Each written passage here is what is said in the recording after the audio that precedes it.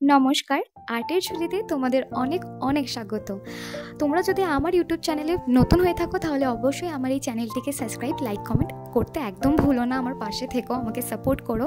আমার চ্যানেলটা আমি নতুন খুলেছি এবং এখানে আমি আর্ট টাইপ প্রত্যেকটা ভিডিওতে তোমাদের যতটা পারি সাহায্য করার এবং নিজের আর্টের ভিডিও পোস্ট করব, তো তোমরা পাশে অবশ্যই থেকো। তো এই ভিডিওটা এই যে আমি এরকম কেন করছি, কারণ সামনে এক্সাম ছিল আর এই ভিডিওটাতে আমি নিজে কথা বলতে পারিনি, আমি ভয়েস ওভার দিচ্ছি। তার জন্য প্রথমেই বলি আমি সমস্ত কিছু ডিটেলসে বলবো, তোমরা খালি কাজের ভিডিওটা দেখতে থেকো।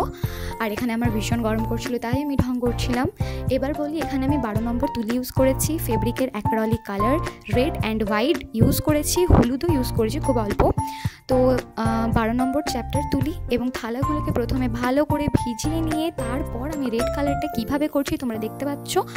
তো এইভাবেই করছি। আর 0 নম্বর তুলি দিয়ে আমি হোয়াইট ডিজাইনটা লাস্টে করেছি। তো তোমরা ভিডিওটা দেখতে থাকো। এবং সবার প্রথম যে কোয়েশ্চেনটা হচ্ছে যে ফেব্রিক দিয়ে করো, যাই দিয়ে করো, মাটির থালাকে রং করলে কি সেটা থাকবে নাকি উঠে যাবে? দেখো, প্রথমে হচ্ছে যদি তুমি ফেব্রিক অ্যাক্রালিক কালারগুলো দিয়ে করো সেটা উঠবে না। তুমি সেখানে 1 থেকে 2 বার তুমি ইউজ করতে পারো, খেতে পারো, বা তার থেকে বেশিও করতে পারো। তোমার কাজের ওপর, তুমি যদি ভালো করে বেস কালার করে থাকো। এবং হ্যাঁ, রঙে একদম কিপটেমি করো না। যদি এটা কাস্টমাইজ ওয়ার্ক হয় তাহলে তো একদমই কিপটেমি করবে না।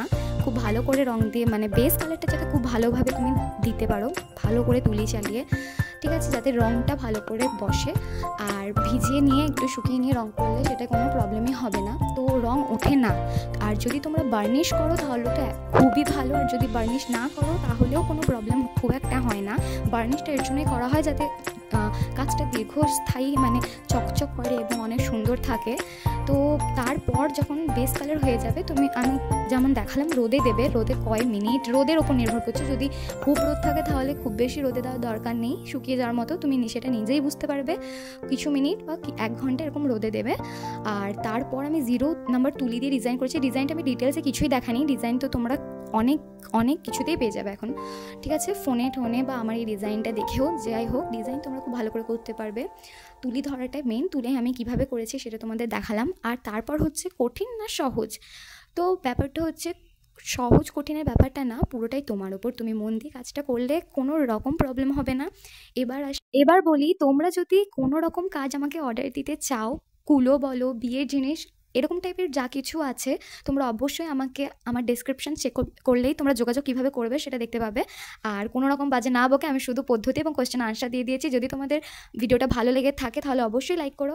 যদি ভিডিওটা তোমাদের জন্য হেল্পফুল হয়ে থাকে অবশ্যই লাইক, কমেন্ট, সাবস্ক্রাইব সমস্ত কিছু করে দিও। Bye bye.